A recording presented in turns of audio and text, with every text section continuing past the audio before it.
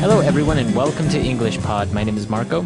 My name is Catherine, and today we have a lesson that comes actually from a user request. That's right. We had a user request who asked us if we can do something about a purchasing manager, maybe what his job does or what it is to be a purchasing manager. So you'll find out all about that today in this lesson. It's an upper intermediate about being a purchasing manager and about vendors. So let's check out today's dialogue.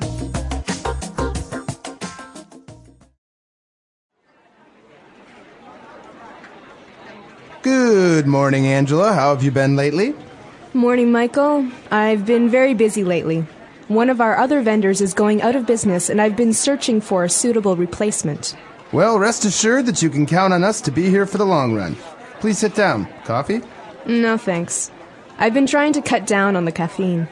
I could never do that. I'd be a zombie if I didn't have my morning coffee fix. Let's get down to business then. Yes, I've come to talk with you about ordering the 8-megapixel cameras for our new Mi phone. The demand for phone cameras is growing, and Pear has been falling behind in the market. That's great. I'm glad to hear that Pear has finally jumped on the bandwagon. Right now our contract is for the 5-megapixel cameras. Is Pear still interested in having those? No, we're changing all the cameras to 8 megapixels. We were hoping that by making your company our sole supplier for cameras, we could negotiate a better deal. Surely. Let's get started by drafting a new contract. All right, we're back. So a very interesting job to be a purchasing manager, a lot of responsibility on top of him. And we actually saw some really interesting phrases and words that are related to business, to negotiating, contracts, etc. So let's take a look at some of those now on Language Takeaway. Language Takeaway.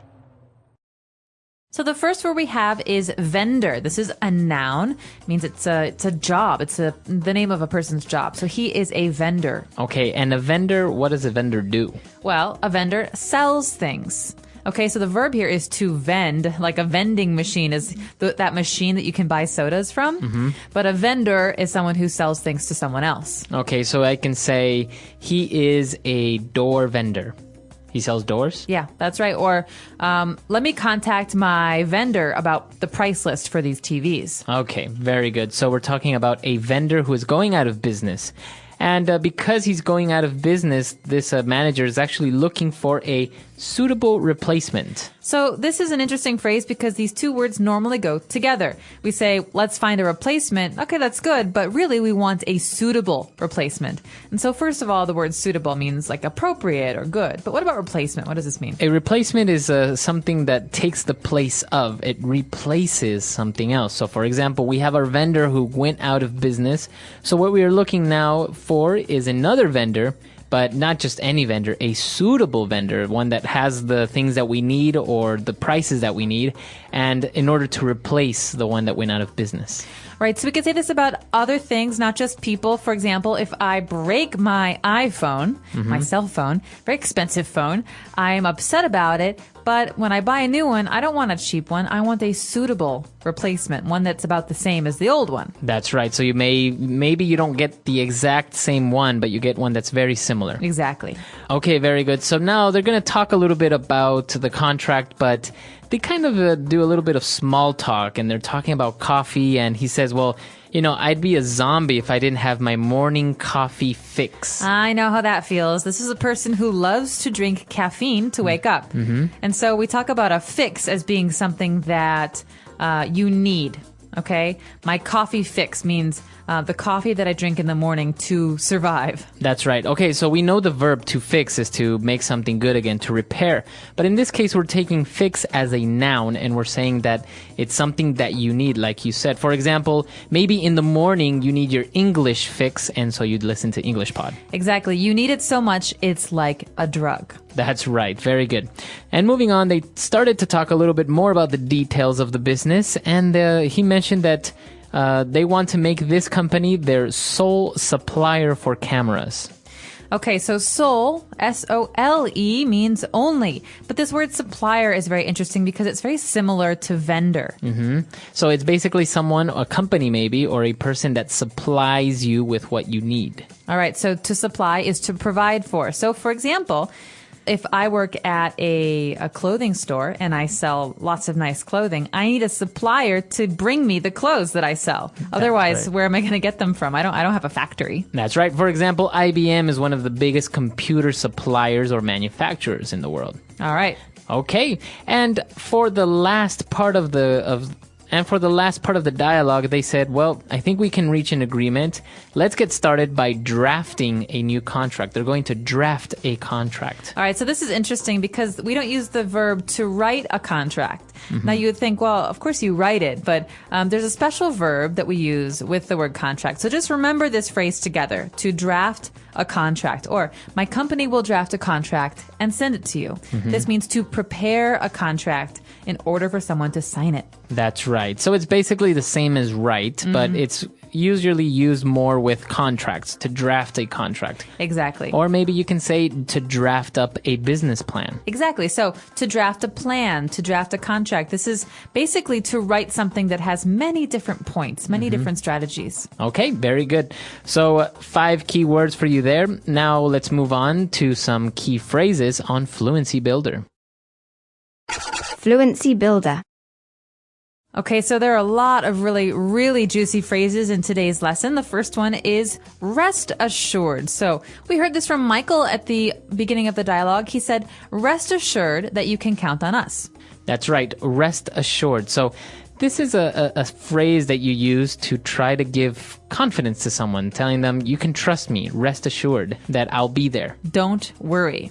Don't worry. So let's hear another example of it. Rest assured, Marco, I will be there to support you. Okay, so I know that you will be there, or I can trust that you'll be there. Okay. Very good. So to rest assured. Now, the second part of it is in that same sentence, well, rest assured that you can count on us. Okay, so what does it mean to count on us, to count on me? So the verb to count has a couple of different meanings, and most of us are familiar with the other one. To count numbers, 1, 2, 3, 4, 5. But here, to count on someone, remember that preposition on, means to expect someone to do something, to depend on someone. That's right. So if you count on someone, means that you depend on them, you rely on them, you can trust them. So, for example, in the sentence that I just told Marco, rest assured, I will be there. You can count on me. That means you can depend on me. You can expect me to be there. I will not let you down. That's right. Okay. In that same sentence, we have another phrasal verb.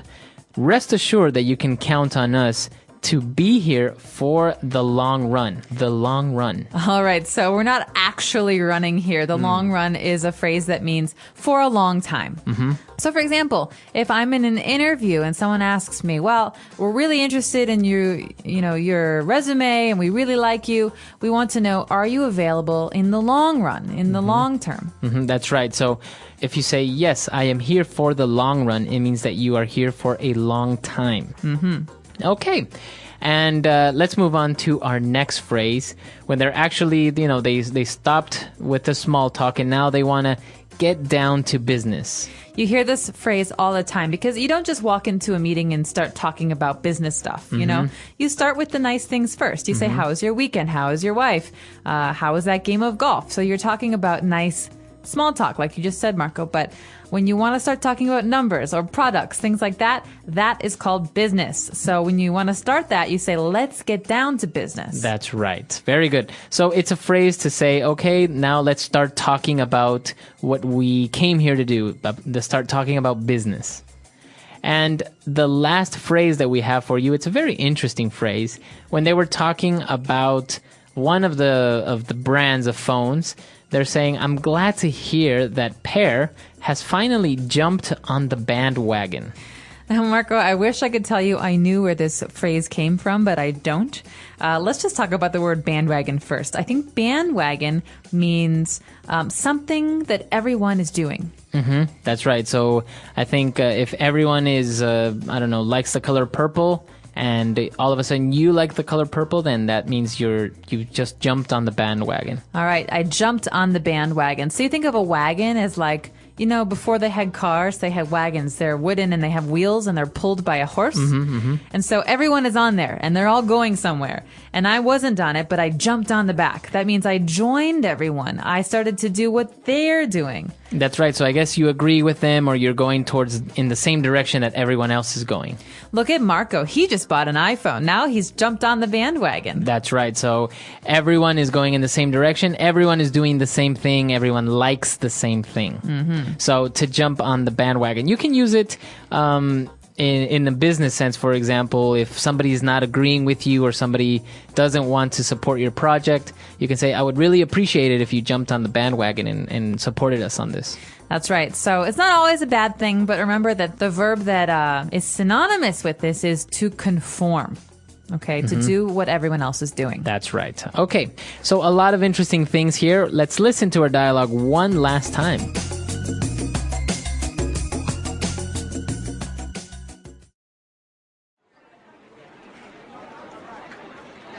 Good morning, Angela. How have you been lately? Morning, Michael. I've been very busy lately. One of our other vendors is going out of business, and I've been searching for a suitable replacement. Well, rest assured that you can count on us to be here for the long run. Please sit down. Coffee? No, thanks. I've been trying to cut down on the caffeine. I could never do that. I'd be a zombie if I didn't have my morning coffee fix. Let's get down to business then. Yes, I've come to talk with you about ordering the 8-megapixel cameras for our new Mi phone. The demand for phone cameras is growing, and Pear has been falling behind in the market. That's great. I'm glad to hear that Pear has finally jumped on the bandwagon. Right now our contract is for the 5-megapixel cameras. Is Pear still interested in having those? No, we're changing all the cameras to 8 megapixels. We were hoping that by making your company our sole supplier for cameras, we could negotiate a better deal. Surely. Let's get started by drafting a new contract. So talking about purchasing, it's actually a very interesting position. I think many or almost all companies, big companies, have this position where not only do they have to, maybe if they're in retailing, they have to purchase the goods that they will sell, but also in offices, for example, who buys the paper, the printers, the copiers, everything for the office. That's right. And this is a very important position, as you say, because this person can save a company a lot of money if the person knows the right vendors. That's right. If the only vendors you know are selling things at very high prices, then that's not very good for you or for your business. But if you know all the inside secrets, you know all the good vendors, then maybe you're going to be able to save a lot of money. That's right. So I think this position is also a lot broader than just this. So maybe someone can also help us out on the website, englishpod.com. You can explain, maybe if you're a purchasing manager, you can tell us what your job entails, or if you know a purchasing manager, what does that person do? That's right. We're very curious to know, and we hope that you'll be able to use some of these new words and phrases. If you want to practice, check us out, englishpod.com. All right. We'll see you guys there. Bye. Bye.